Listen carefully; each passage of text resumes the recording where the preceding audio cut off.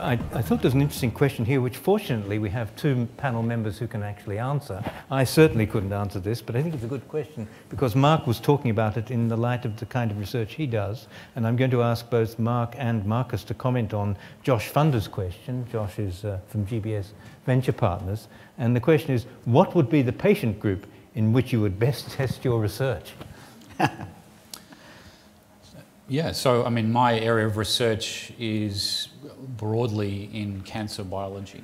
So the patients that are the direct benefits of my research, although my research is reasonably fundamental, so the benefits are widespread and long term, are patients with cancer in our community, which affects roughly 1 in 2 people. So that's a very significant proportion of our population. And I might just link in that question with another reflection on the legacy of VESKI, because I mean there are Victorians alive today as a result of the vibrancy and the energy and the passion of the local biomedical research community. And the reason that is because through those characteristics, which are supported by VESKI, we attract significant overseas interest. So big pharma looks at the activity coming out of the local biomedical research community, and decides that this is a place that they want to do business. And so we have access. There are many examples where we have access to new therapies that are produced through big pharma. We're one of the few places in the world. I mean, the example most topical in the area that I work on, the cancer I work on, which is melanoma, a dangerous type of skin cancer. There's this kind of really dramatic revolution going on in the targeted therapy of this particular disease. Now, here in Melbourne, we've been able to attract the interest of multiple large pharmaceutical companies as a result of the energy and quality of the local biomedical research community. Those drugs are now, which we were involved in testing for the first time, are now really saving the lives of patients that are affected by this disease. So that's a really kind of tangible, I mean, I think frontline therapies, which I think is very important. To cutting-edge technologies generally. And a sort of supplementary to that, Marcus, might be the question Josh also posed: what would be the product which would treat disease or medical need using the outcomes of your research? And I know that this is very close to your heart, this kind of approach.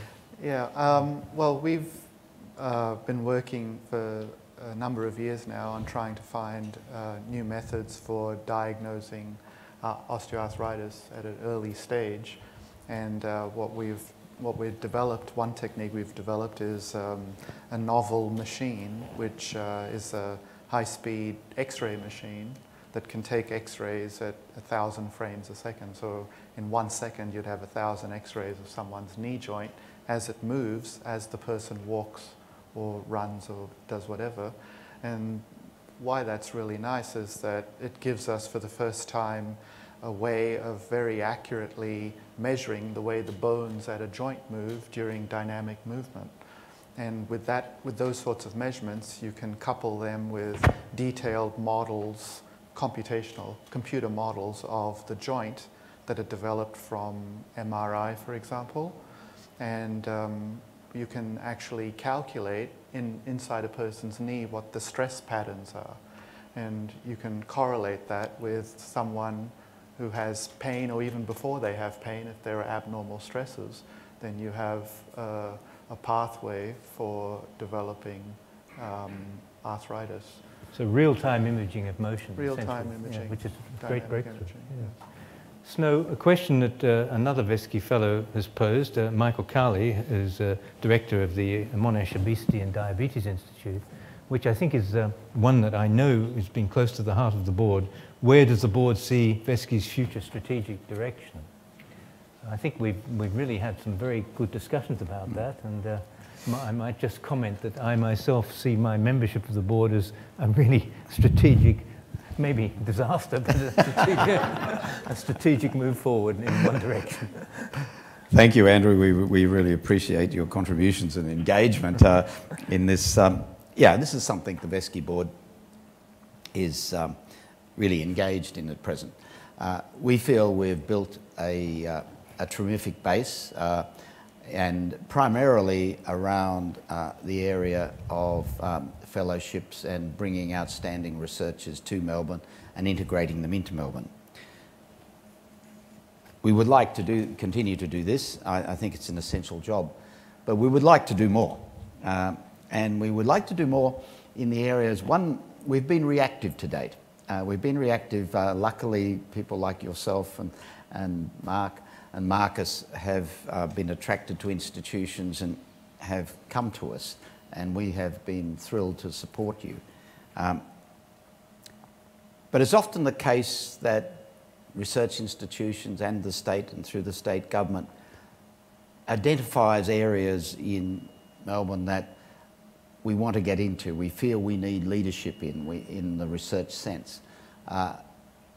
We'd like to be part of a process that perhaps can help to identify leadership and gaps in those areas that are part of the state's strategic plan and the strategic plans of the institutions within the state.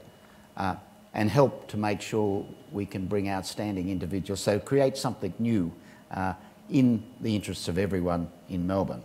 So that's one thing we'd like to do. That's from the top. At the bottom, what we'd really like to do, we have this fellowship of fellows that have said to us very explicitly they would like to give back. They would like to do more to stimulate the innovative society in Melbourne. And one of the things that we think is absolutely essential and a contribution they could make is the transition through very bright undergraduate students into a career of research is about inspiration and it's about role models. We reckon our fellows would be great at that. So we'd like to sort of institute a way to connect across Melbourne's educational institutions with, senior undergraduates and even, junior undergraduates to inspire them to enter a career in research in whatever the discipline might be, so that the innovation and the science model and the knowledge model of Melbourne has, if you like, a vibrant pipeline, so that we have people pushing up into that who ultimately would love to become the best leaders. So strategically, we see ourselves as very central in what we might call a knowledge economy, a knowledge and research economy. But we would like to help to do what we do now and do it better, maybe more substantially. But we want to help with some leadership at the top, but we want to make sure that we sustain this flow of bright young people who are absolutely inspired to be our next generation of researchers. Well, thank you, Snow. And I think we can see here, as we draw this to a close, that this investment has returned it's returned a multiplier which is enormous on a really significant commitment. And I'd like to thank all the VESKI Fellows and our executive and the board for their support in what I think is really an imaginative initiative. Thank you.